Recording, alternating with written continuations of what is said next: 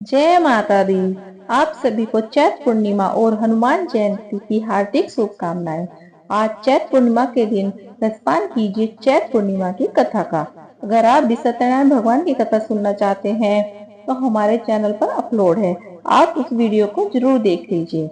हमारे हिंदू धर्म में चैत पूर्णिमा का विशेष महत्व है।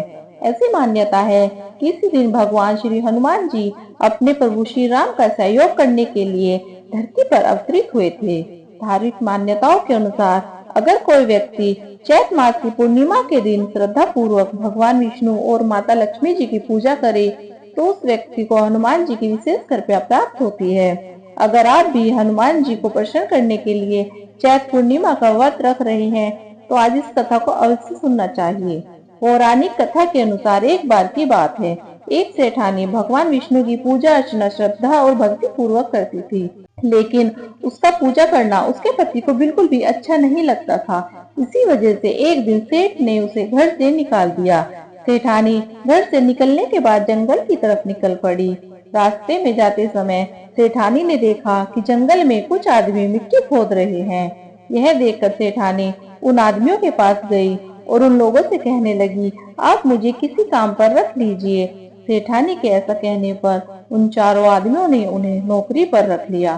क्योंकि सेठानी बहुत ही कोमल थी, उसने कभी इतनी कड़ी मेहनत नहीं की थी, इसलिए काम करने से उनके हाथों में छाले पड़ गए। यह देखकर चारों आदमियों ने सेठानी से कहा कि बहन, तुम यह काम छोड़ दो, तुम तो किसी अच्छे घर की लगती हो, इसकी जगह तुम हमारे घर का काम कर दिया करो। सेठानी कहने लगी, ठीक है। तब चारों आदमी मुट्ठी भर चावल लाते और उसे आपस में बांट लेते थे। यह देखकर सेठानी को बड़ा अजीब सा लगता। अगले दिन सेठानी ने चारों आदमियों से कहा, भाई, तुम कल से 8 मुट्ठी चावल लेकर आना। सेठानी के कहने पर चारों आदमी अगले दिन 8 मुट्ठी चावल लेकर आए। भोजन बनाया और उसने भगवान विष्णु को भोग लगाकर चारों आदमियों को भोजन परोस दिया। अब चारों आदमियों ने भोजन ग्रहण किया। तब वह कहने लगे, यह भोजन तो बहुत ही स्वादिष्ट है। तो सेठानी ने कहा, सुनो भाई, आज तुमने जो यह भोजन खाया है यह भगवान विष्णु का झूठा है, इसी वजह से आप लोगों को यह भोजन बहुत स्वादिष्ट लग रहा है।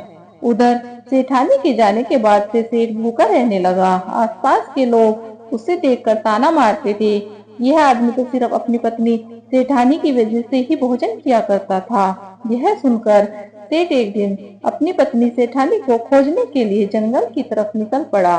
रास्ते में उसे वही आदमी मिट्टी खोदते हुए दिखाई दिए। उन्हें देखकर सेठ ने कहा, सुनो भाई, क्या तुम मुझे अपने घर पर काम पर रख सकते हो? तो चारों आदमियों ने तरस खाकर उसे भी अपने घर पर काम पर रख लिया। मिट्टी खोदने की वजह से सेठ के हाथों में छाले पड़ने लगे, उसके बाल भी गिरने लगे। यह देखकर चारों आदमी कहने लगे, सुनो भाई, तुम यह काम रहने दो, तुम किसी अच्छे घर के लगते हो, तुम हमारे साथ हमारे घर पर चलो, वहीं पर कुछ काम कर लेना। तब सेठ ने उन चारों की बात मान ली और वह उनके साथ उनके घर की तरफ चल पड़ा। घर पहुंचने के बाद सेठ ने सेठानी को देखते ही पहचान लिया, लेकिन सेठानी घूंघट में थी, इस वजह से अपने पति को नहीं पहचान पाई। हर दिन की तरह भगवान विष्णु को भोग लगाने के बाद हर दिन की तरह जब सेठानी भोजन देने लगी, तब भगवान विष्णु ने सेठानी का हाथ पकड़ लिया और कहा, यह तुम क्या कर रही हो? यह सुनकर सेठानी कहने लगी, मैं तो कुछ नहीं कर रही हूँ, मैं तो भोजन दे रही हूँ, लेकिन भगवान विष्णु ने इस तरह मेरा हाथ पकड़ लिया है। तब चारों सेठानी से कहने लगे, बहन, हमें भी भगवान के दर्शन कराओ। ऐसा कहने पर सेठानी भगवान विष्णु से हाथ जोड़कर अनुरोध करने लगी, हे प्रभु, आप इन्हें भी मेरी तरह दर्शन दीजिए। तब भगवान विष्णु वहां तुरंत प्रकट हो गए। यह देखकर सेठ ने सेठानी से अक्षमा मांगी और अपने साथ घर चलने को कहा। तब चारों भाइयों ने अपनी बहन को बहुत सारा धन देकर विदा किया। इस तरह सेठ भी भगवान विष्णु के परम भक्त बन गए और भगवान विष्णु की पूजा श्रद्धा पूर्वक करने लगे। ऐसा करने से उनके घर में फिर से धन की बरसात हो गई। मान्यता है कि चैत पूर्णिमा के दिन व्रत रखकर इस कथा को सुनने से भगवान विष्णु की कृपा से सभी के घर के धन के भंडार भरे रहते हैं, उनके सभी दुख दूर हो जाते हैं। प्रेम से बोलिए श्री विष्णु भगवान की जय हो।